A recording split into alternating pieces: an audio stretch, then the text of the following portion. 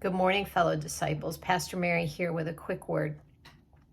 I'm doing some research for future sermons, and I have been studying the book of Genesis through the book of Deuteronomy.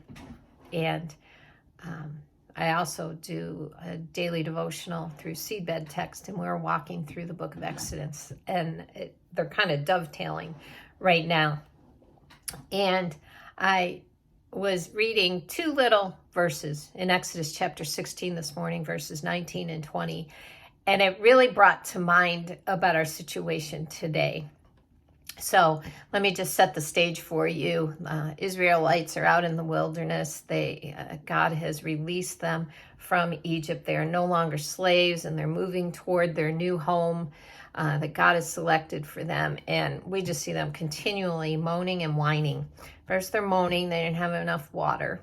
And so God brought them to a land where they had 12 springs of fresh water all around them. Then they're moaning because they have nothing to eat, even though they've got animals surrounding them. But nevertheless, they're moaning, and God says, fine, I'll send you quail in the evening, and then I'll send you manna in the morning. Now, manna was, I guess the best way for me to describe it, it was kind of like couscous, little balls, and they could ground these down and make cakes, like bread. But the instruction was that every morning when this fell, they were to go out and gather just enough for that day. And they were not to save any for the next day, because each day God would send them what they needed. But they did not always obey. And so when we come to this part here in Exodus chapter 16, Moses is pretty frustrated with the people. So let me read to you what he says.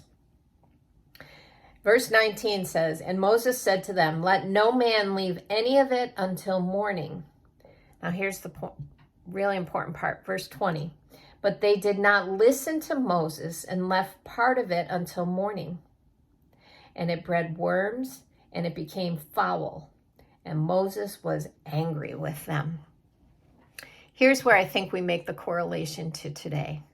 When this pandemic news started to hit and people started to take it seriously, what did they do? People were hoarding toilet paper. I mean, I was at a conference in North Carolina, and some of the pastors that were here in New York State, their families were calling them saying, could you stop at stores, people that were driving, could you stop along the way and get some toilet paper? Because there's not a store here with toilet paper.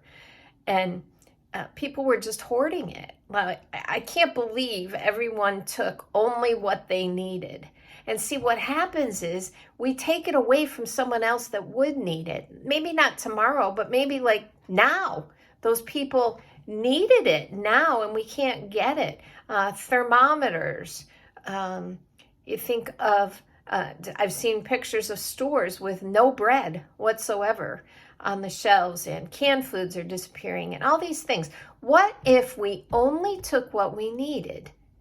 And what if God did what he did to the Israelites, caused whatever we took more than we needed and had it form worms and go foul and stench up our house? I just thought of that. Like, isn't this a word for us today? Take only what you need, so that those around you will have what they need. Just a word that I took out of two little verses today. Just thought I'd share that with you. Have a great Wednesday.